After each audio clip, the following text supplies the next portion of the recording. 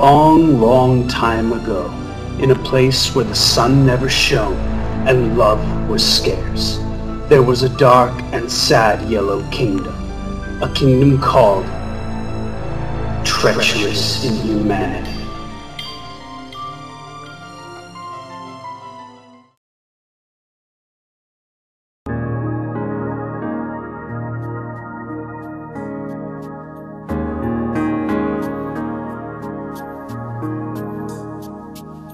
There reigned a princess of only 14, spoiled, rude, unkind. She was surrounded by luxury, jewelry, and servants who cared for her.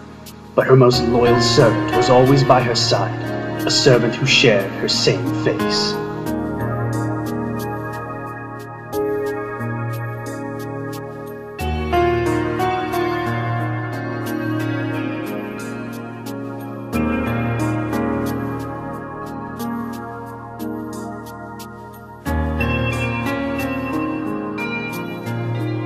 The Princess of Yellow did not care for her kingdom. She'd rather ignore the common people she was supposed to lead so they could succeed. To her, problems were easily solved by pulling a rope and watching the feet of the sentenced dangling in the air. The servant, curious of her princess's unpleasantness, asks her about it. She, annoyed and frustrated, explains that a number of villagers requested some money and attention. For her, these were encumbrances that deserved to be eliminated. There was the only way that could quiet her people. The servant disagreed that his tongue he had to control, lest he be executed by his beloved princess.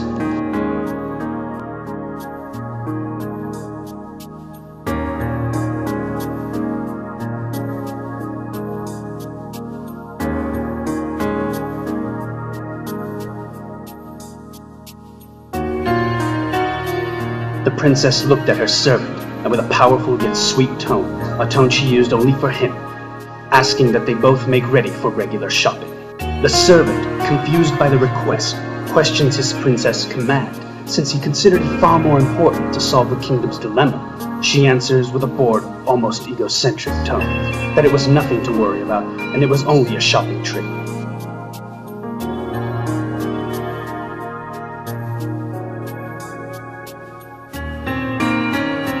The people's affairs were of no importance to her.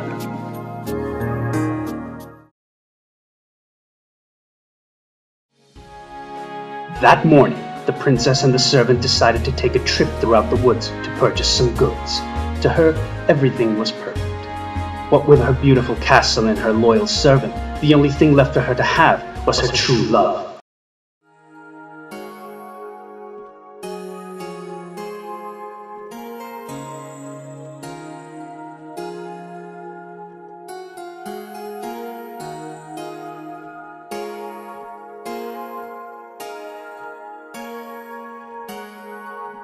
It was love at first sight. The servant could not unravel why his heart would not stop pounding, because the moment he saw this beautiful green-haired girl, something inside of him was born. The servant had fallen in love.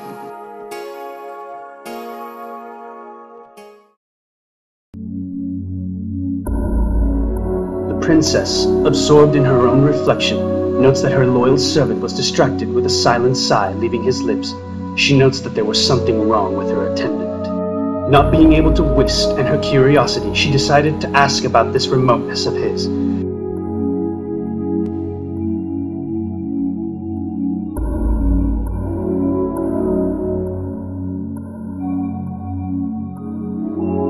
Yet he just apologized with a courteous bow and left embarrassed, marching ahead and leaving the princess behind.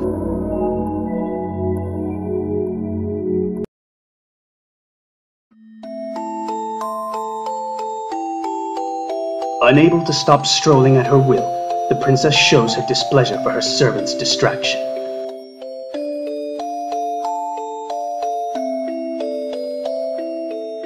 Suddenly, a swordswoman enters the room.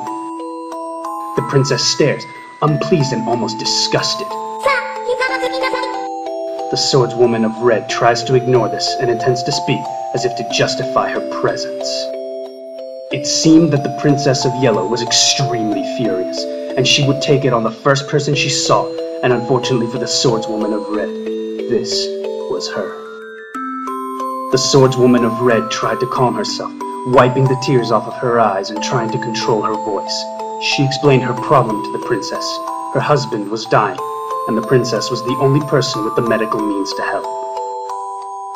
But neither the begging nor the tears coming from the swordswoman of red could soften the cold heart of the princess of yellow.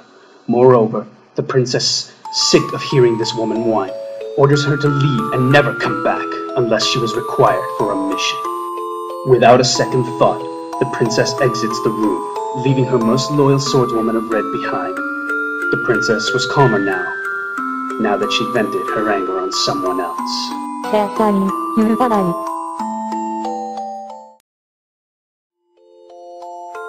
But the servant had not witnessed the cruel act of her beloved princess. Had he done this, the swordswoman's husband would have surely been saved.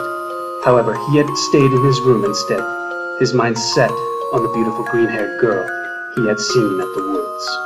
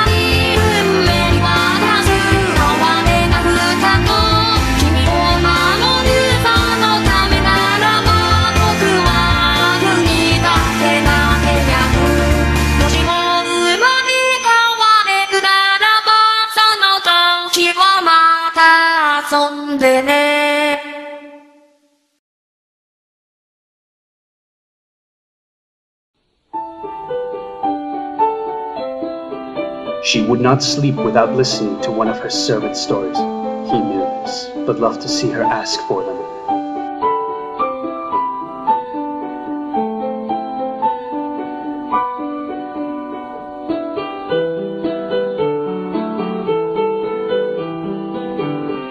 Have you ever heard this one before?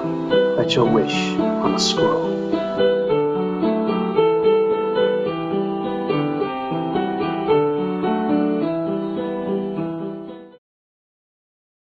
SupaMame.